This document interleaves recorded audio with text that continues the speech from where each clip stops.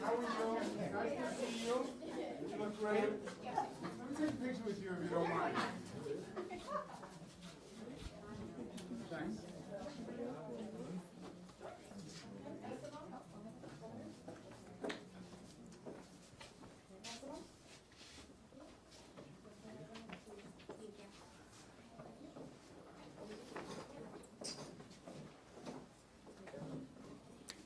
Good afternoon. It's a pleasure and an honor to welcome Governor Cuomo to Hillcrest Elementary School as part of the Peekskill City School District. And before I get started, I would like to acknowledge some of the special guests that are here tonight. First of all, I'd like to welcome Frank Catalina, the mayor of the city of Peekskill. Welcome, Mayor. I'd also like to introduce three members of our Board of Education: Maria Pereira, Colin Smith, our Vice President, and Michael Simpkins. Also here today is our principal, Jackie Liebert, our fifth grade teacher who you met when you came in, Jen Bruno. Where's Jen? On her Batman outfit. Also here is Kerry Whalen Megley, who is the Assistant Executive Director of Family Ties of Westchester, who's the lead partner in this grant.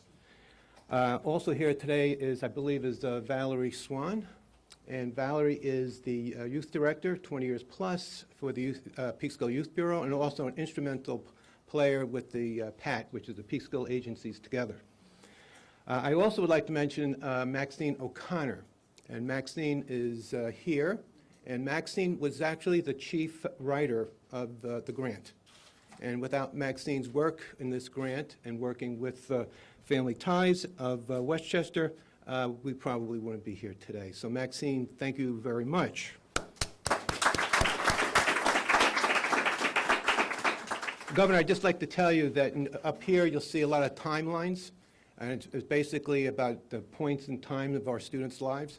I thought I'd share with our students a moment of my personal timeline, which was 31 years ago this month. Your father conferred my PhD to me at SUNY Albany.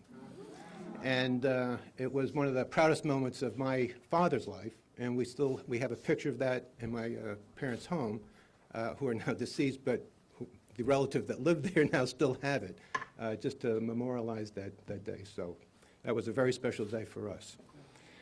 As a lifelong educator, I know firsthand the important role schools play in the academic and social development of our children. Schools like Hillcrest should feel like a haven for our kids, a place where they feel supported and comfortable enough to expand their knowledge and satiate their curiosity. However, education, as we all know, doesn't end when the bell rings. As parents, teachers, and public servants, we have a responsibility to our kids and to our society to foster their intellectual growth as well as mold them as global citizens. And that is exactly what Governor Cuomo's Community Schools initiative will allow us to do.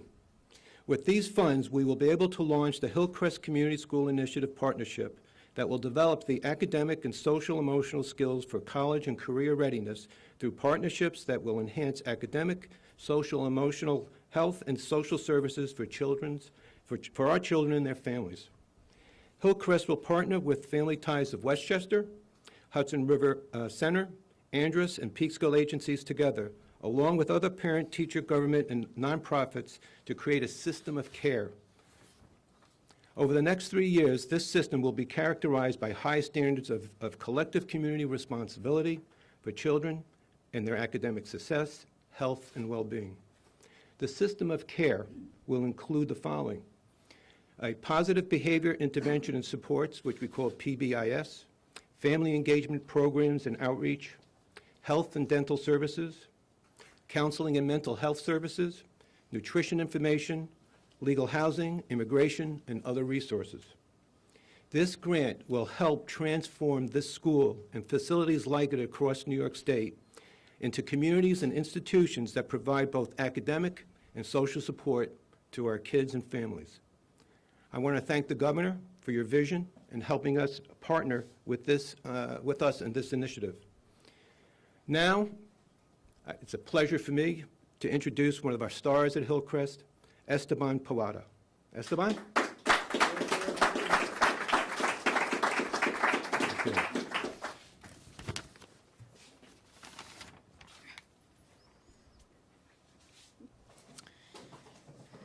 Thank you, Superintendent.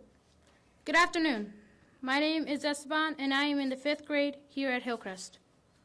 I'm so excited to have the governor here today.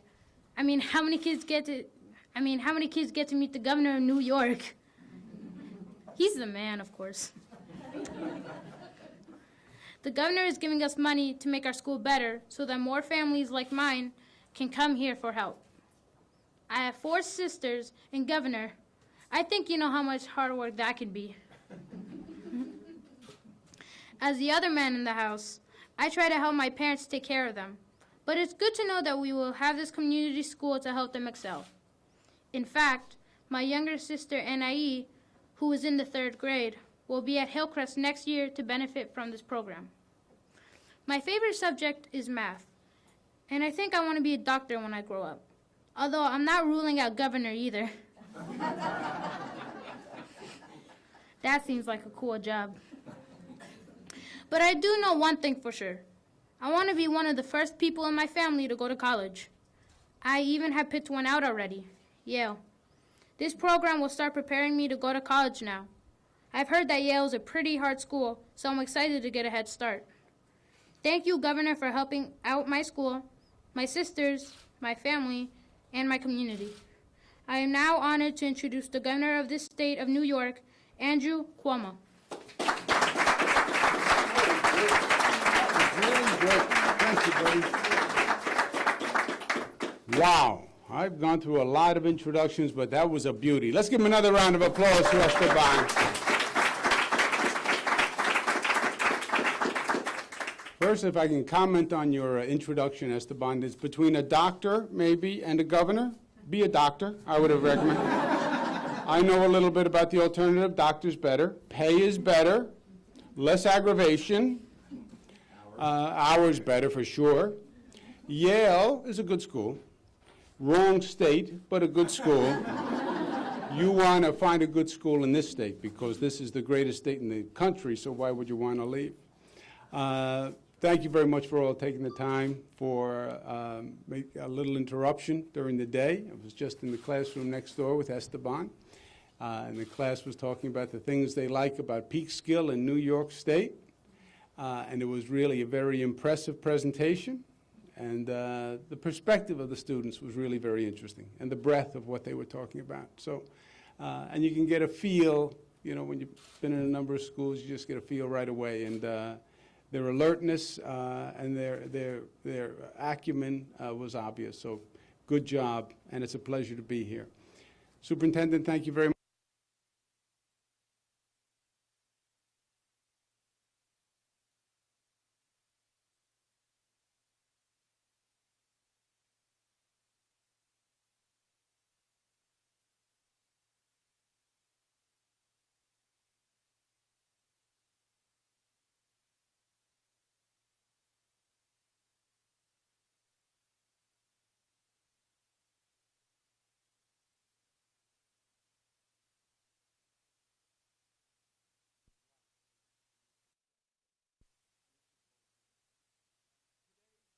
Message is very important.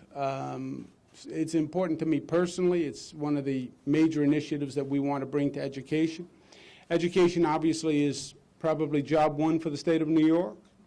As governor for the legislature, it's what we talk about, what we work on, what we debate all the time. A lot of changes going on in education right now. A lot of discussion about directions for education. And I think it's all good. Different people have different ideas. It's a critical area. Let's talk about it. Let's discuss it. Let's find out the best way to go forward. And one of the points I try to make is we talk about education as if it's a monolith. We talk about schools and schools across the state. And the way we discuss it, we suggest that every school in every school district across the state is doing the same job. And they're not. Because over 700 school districts in the state, there's a tremendous variety in those school districts. And if the job is educating a young person, then it's a very different job depending on what school district you're in. You have school districts in this state that are among the wealthiest school districts in the country, where children are coming from intact homes with all sorts of support services, with all sorts of tutors and mentors and coaches and after-school activities. And then you have school districts in this state that are among the poorest. And we say, well, we define school as the same function in those two different settings. But nothing could be further from the truth, because there are much more demands, frankly, in the poorer districts than in the wealthier districts. And what you're asking a school to do is a different function in a poorer district than a wealthier district. So unless you understand the distinction, you're going to be frustrated in your solution. And partially, I think that's where we are now. We talk about it as if every school is doing the same thing. And then we want to compare one school to another without taking into consideration the context that they're in.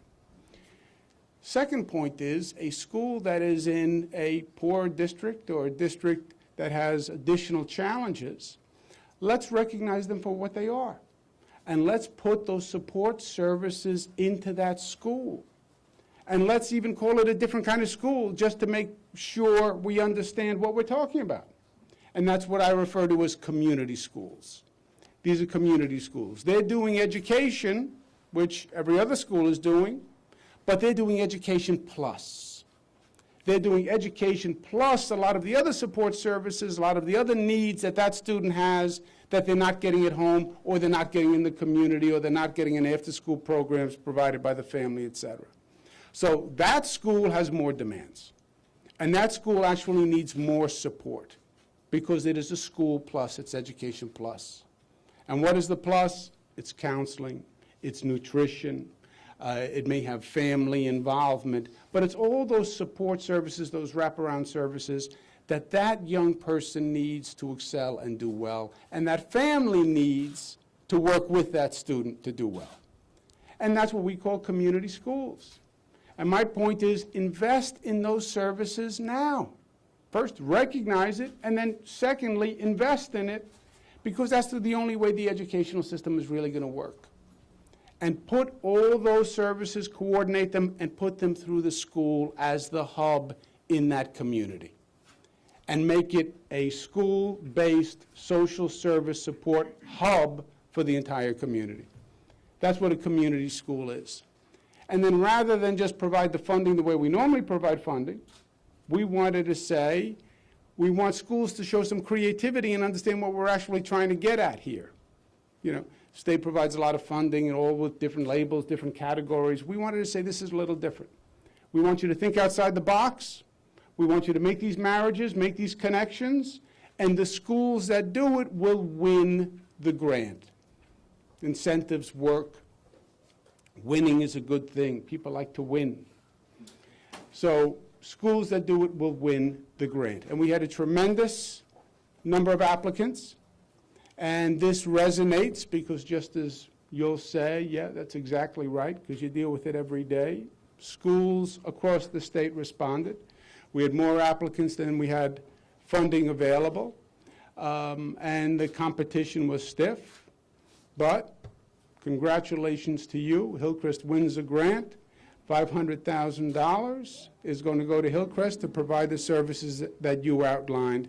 And I wanted to come personally to say congratulations, job well done, use the money well, and you're doing the most important job that you can be doing when you're talking about educating, literally, the future, and some young people who deserve everything we can give them. So congratulations, and thank you for having me today.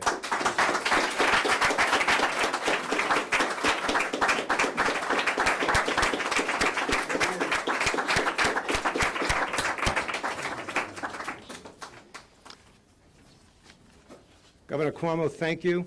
And before we close this, I just want to mention to you that our Board of Education has two very, very powerful goals.